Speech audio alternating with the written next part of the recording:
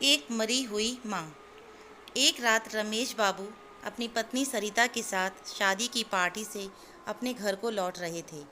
रात ज़्यादा होने की वजह से कोई सवारी गाड़ी नहीं मिल रही थी, इसलिए वो दोनों पैदल ही आ रहे थे। रमेश बाबू का घर मुश्किल से 2 किलोमीटर की दूरी पर एक पहाड़ी से सटे गांव में था। रास्ते में उन्हें एक औरत दिखाई दी। उस औरत का चेहरा साफ दिखाई नहीं दे रहा था। औरत को देखकर उन्हें डर लगा और मन में तरह तरह के विचार आने लगे कि कहीं ये कोई, खैर जो भी हो देखा जाएगा। ऐसा सोचते हुए वे दोनों आगे बढ़ते जा रहे थे।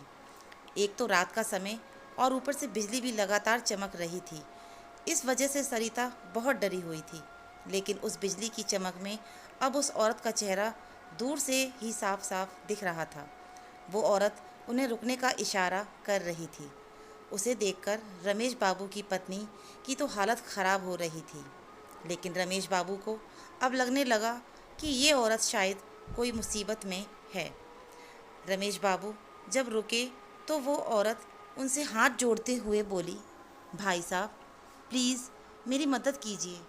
तेज़ बारिश और पहाड़ी ढलान होने की वजह से मेरी गाड़ी का एक्सीडेंट हो गया है। मेरी गाड़ी इस पहाड़ी ढलान से नीचे गिर गई है। उसमें मेरी 1 साल की मासूम बच्ची है। प्लीज़ आप दोनों उसे बचा लीजिए। इतना कहते ही वो औरत आगे आगे चलने लगी और ना चाहते हुए भी रमेश बाबू अपनी पत्नी के साथ उस अजनबी औरत के पीछे पीछे चलने लगे। लेकिन एक अनजाने भय से उन दोनों का दिल ज़ोर ज़ोर से धड़क रहा था।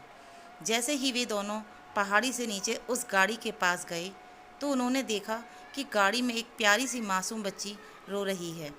रमेश बाबू ने बच्ची को गाड़ी से निकाला तो पाया कि बच्ची बिल्कुल ठीक है। रमेश बाबू ने उस बच्ची को अपनी पत्नी की गोद में दे दिया। फिर रमेश बाबू को लगा कि ड्राइवर की सीट पर भी कोई है।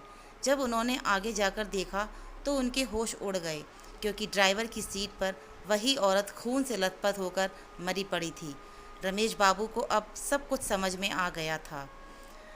वे दोनों पति पत्नी बच्ची को अपनी गोद में लेकर अपने घर की तरफ आगे बढ़ गए। रास्ते में उनकी पत्नी ने उनसे पूछा, वो औरत कौन थी? फिर वो औरत दिखाई क्यों नहीं दी? कहीं वो कोई?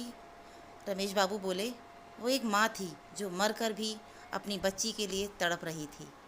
ये सुनकर उनकी पत्नी की आंखों में आंसू आ गए और रमेश बाबू और उनकी पत्नी बच्ची को लेकर अपने घर चले गए।